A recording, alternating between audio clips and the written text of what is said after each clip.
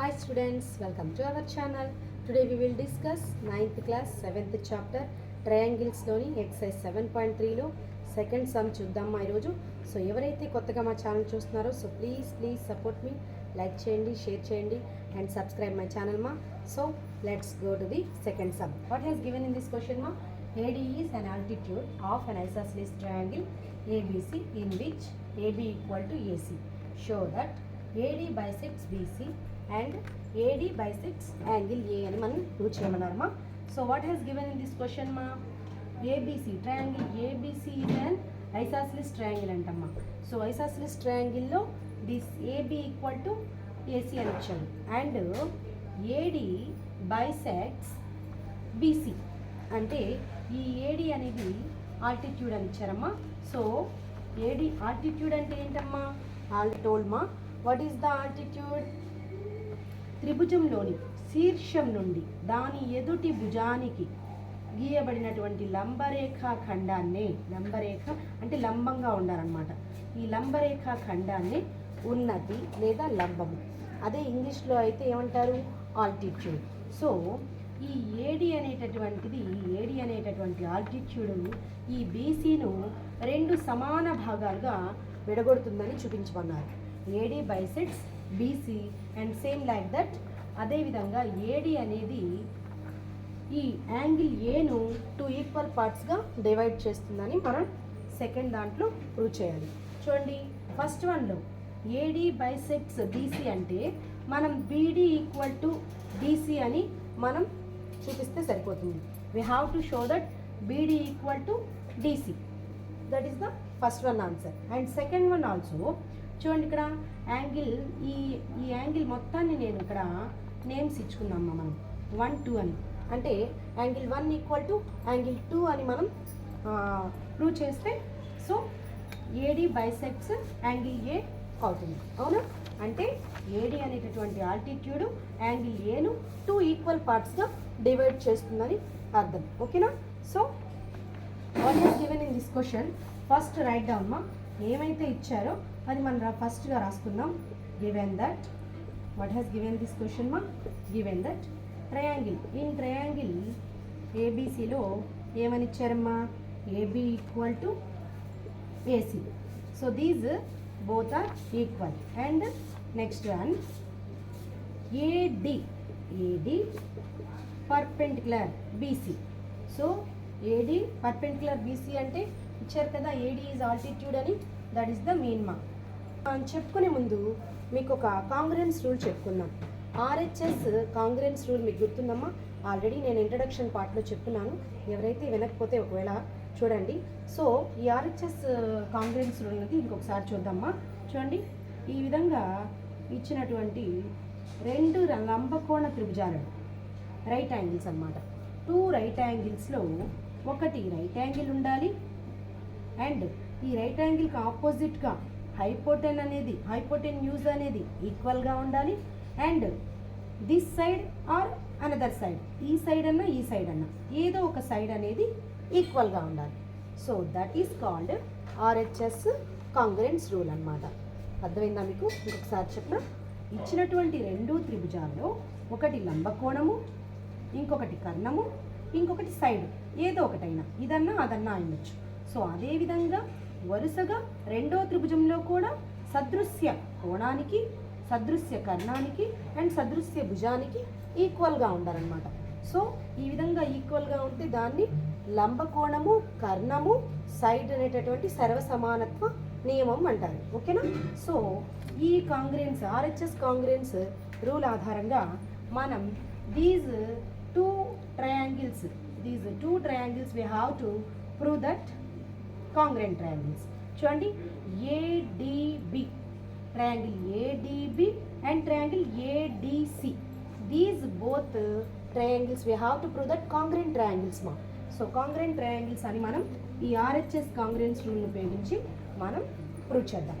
So తీసుకున్నామా, in triangle ADB and triangle ADC, these both చూడండి ఇక్కడ ఈ 2 ట్రయాంగిల్స్ మీరు అబ్జర్వ్ చేసినట్లయితే ఏమేమి ఇచ్చున్నారమ్మా? ఫస్ట్ మనం యాంగిల్ రాసుకున్నామా? చూడండి triangle angle ADB and angle ADC. These 2 angles are equal. Already has given in that question. AD is altitude అని ఇచ్చారు మనకి. So each angle is 90 degrees ma. So angle ADB equal to angle ADC. What is the reason ma? AD perpendicular to BC అని ఇచ్చారు మనకి. So each 90 degrees అని రాయండి, లేదా AD perpendicular BC అని రాసినా okay. Next one. So these 2 ట్రయాంగిల్స్లో చూడండి ఇక్కడ AB ఈక్వల్ టు AC అని ఇచ్చారు. వాట్ ఈస్ ద రీజన్ మా? AB ఈక్వల్ టు AC ఏంటది?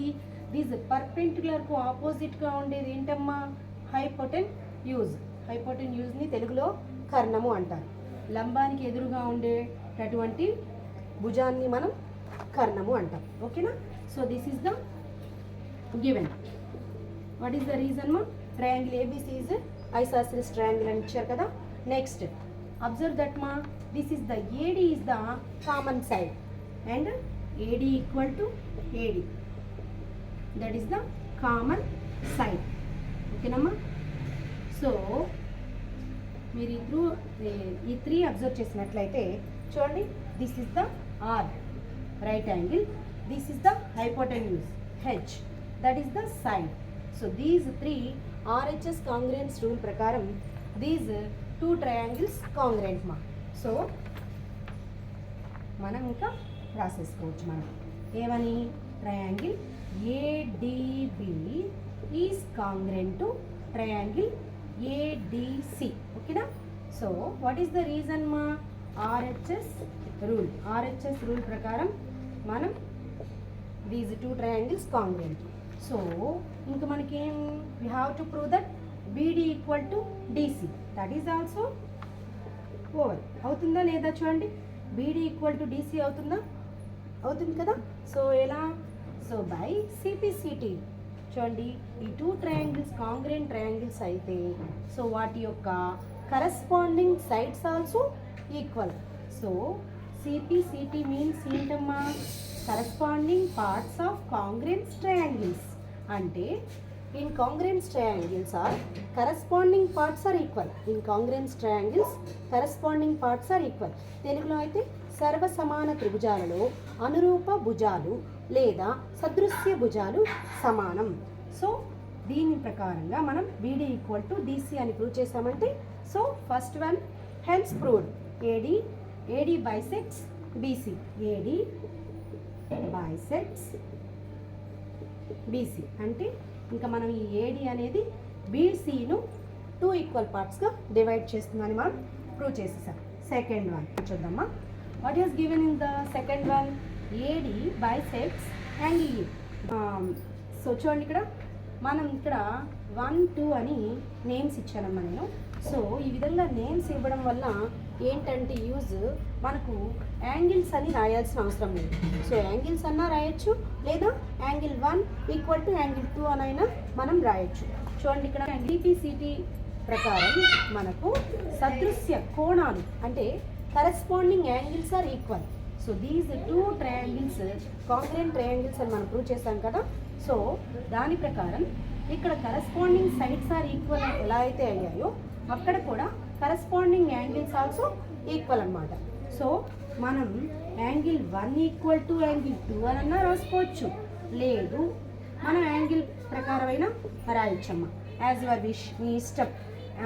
So angle 1 equal to angle 2 అని రాసామంటే సో ఏంటమ్మా రీజన్? CPCT ప్రకారం మనకు దీస్ 2 యాంగిల్స్ ఈక్వల్ పార్ట్స్గా డివైడ్ అయినట్టు. So second one also AD bisects angle A.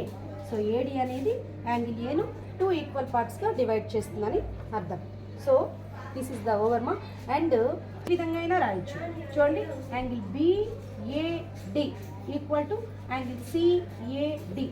So ఈ విధంగా యాంగిల్ ప్రకారమైనా రాయొచ్చమ్మా. సో లేకపోతే మీరు ఇక్కడ R అని పెట్టుకొని, సో ఇది ఇలా ఇష్టం ఉంటే ఇలా రాయండి, లేదు మాకు ఇదే కావాలి అంటే ఈ విధంగా అయినా రాయొచ్చు.